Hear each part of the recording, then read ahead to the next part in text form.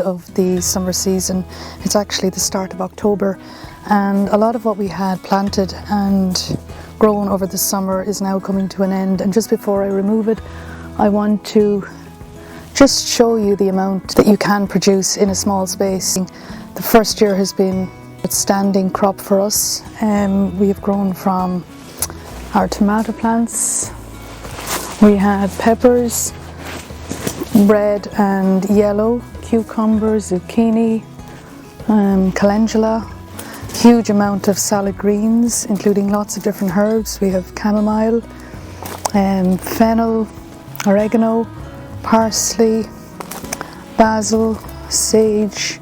Down along here we have our beautiful red pepper. You can see it there. I'm very proud of the red pepper. Beautiful, and tastes beautiful too. This is the last of the bell peppers, so I'll just cut that off. Brilliant. Our little chamomile. Collect these, dry them and use them in herbal tea. Now this very vigorous growing spinach plant. Usually use this mainly in smoothies. It's got quite big now, but I go for the tender little leaves. These ones here I've started to dry them out and powder them into my own green powder blend. So just take a variety of the greens, dry them in the dehydrator and powder them, and store them up as green powder. It's a cheaper way of doing it, and I know where it's grown, what's sprayed on them, and that's everything for me. Now I have our dino kale and green curly kale. So the greener the leaf, the more nutrients are in it, and again, just to get a variety of nutrients into your greens, especially in your smoothies and your salads, will benefit your health overall. So I ensure I do that. This side here we have the end of our tomato plants. They're still producing, as I've seen on many YouTube clips. If you want to stem the growth of the tomato plant, just to remove the top growing section at this point, and it stops the plant from rising, and it allows the energy to go into the root itself. So once you see that little blush of yellow, these are beefsteak tomatoes, so I can then remove those and they will continue to ripen inside. The tomatoes ripen from the inside out, so once you see that yellow blush on them, you can remove them, and freeing up energy then for the plant itself to bring the rest of the tomatoes to fruition. Also running along here, or mingled in between the larger plants, I've planted some, you'll see there yourself, some flat leaf parsley, and that really took off and thrived. I suppose in its search for light, it really grew upward to try and get the light, so it's made for a luscious crop. And again, that's added to salads, smoothies, or else I just dry it and preserve it that way. They produced so many zucchinis, up to between, I'd say, 5 and 8 per day at the height of the growing season, and they were just, I love zucchini. I add them to salads, I make zucchini noodles, I make zucchini pasta, but I find at this time of the year, as it's coming towards the end, the flower on the zucchini, while it grows, it only grows for a certain length of time, and then it starts to wither, and when it withers like that, it's starting to, the plant itself, the zucchini itself, is starting to go bad at the end, so I just pluck them off and see what happens. So I had about 8 zucchini plants, and also some cucumber. Now the cucumber again, up at the top, lots and lots of powdery mildew, but I still have a few little cucumbers. They're growing, so don't want to pull it out before they're finished growing. So again, in the next week or two, they will all disappear. A few more tomatoes up here, beautiful tomatoes, lots and lots of calendula. Calendula everywhere. Love that herb, and I use that mainly in the dried tea, and again, it's there for the wildlife. Leave them another month, maybe a little bit longer than the rest, and hopefully they will sweeten up and then I can remove them the end of October. And I don't think I'd plant as many the next year. I went with, I think I had 8 or 9 plants, so they took up an awful lot of space. They were slow growing, and I think I could get better value out of it next year. I intend in the next month or so in the next 2 weeks, hopefully, to get the garlic into the ground, and they will overwinter. And the same with, these are just microgreens. I plant these every week, and again, they're just broccoli. Add them to the salad, and they're really, really rich in nutrients. So microgreens are when you take sprouts to the next level. You plant them and they grow into baby microgreens. Really intense in terms of nutritional value. This beautiful yarrow plant outside.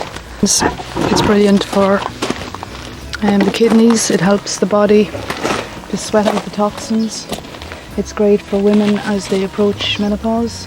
So if you have night sweats, always encourage a sweat, never stop it, because it's the body's attempt to release toxins. And yarrow, you can use the yarrow flower and the foliage as well, and dry. I normally dry that in the dehydrator and add it to my tea blends. And yeah, beautiful plant. Can't believe it's here with me. Along these beds here I've planted some red raspberry. We have lemon balm, peppermint. Hopefully these plants next year will give us a great bloom or crop. They seemed very small this year, but it's only the first year. Just give them a little bit more work next year. Hopefully they survive over the winter and we can get them planted out. Although some of them I believe are better left in pots because they can really spread, especially the lemon balm. Firstly, I have taken out what was previously growing there, raked them up, put on some organic plant food on each of the beds. So they're now ready for planting out. And into these beds I hope to plant white onion and red onion. So about 100 plants in total, so 5 by 5, about 25 in each of the beds, or maybe 30 if I can squeeze them in. But happy with that and all ready to go. 2, 3, 4, 4.5 beds of potatoes left to dig. And again, they produce really well for us, or store really well in the ground.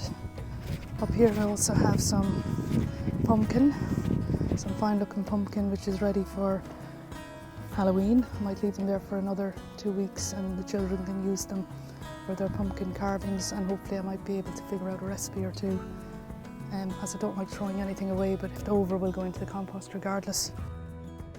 I also have butternut squash here. Didn't do very well, but I like to try everything and see what I can grow and can't grow.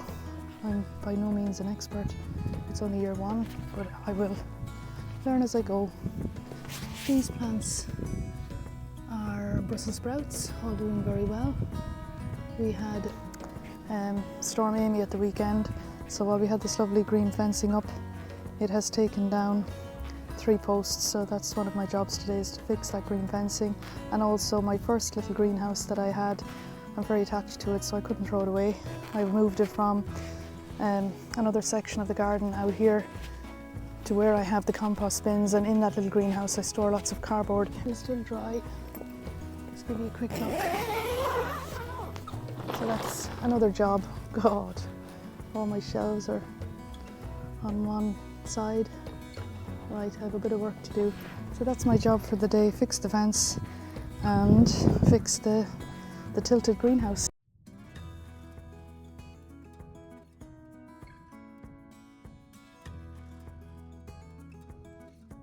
So that's the garden. At the end of the summer season, it's been fantastic. And these beds that seem dormant at the moment actually are the result of potato blight.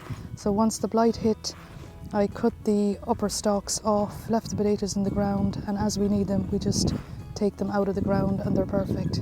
So far we've removed 1, 2 and 3 beds, and into the first bed I've planted some corn. First time to plant corn. I have 2, 4, 6, 8 corn crops, and I'll let you know how they go. So I have 1, 2, 3, 4, 4.5 beds of potatoes left to dig, and again they produce really well.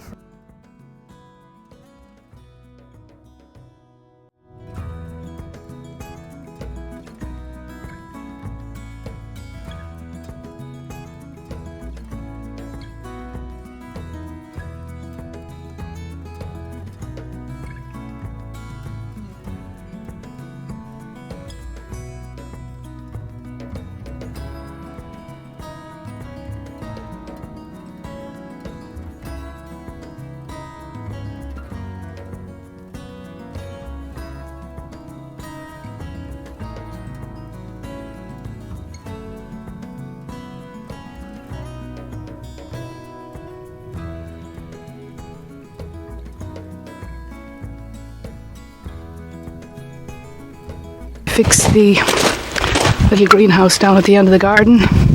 I fixed the netting after Storm Amy, so just added in a little bit of wood along each of the stakes, and hopefully that will hold it in the strong wind. It gets very, very strong up here on the hill in winter time, so all is looking good and lots of work to do. Peek. Voila! Yeah, for a small space I managed to get a lot in there, and hopefully that will keep everything dry until it's needed. And I also, just to show you there, leaves. So when I trim the hedges outside, I'll always gather up the leaves, and that's a lovely covering on top of the final layer in the compost bin, which should be around now.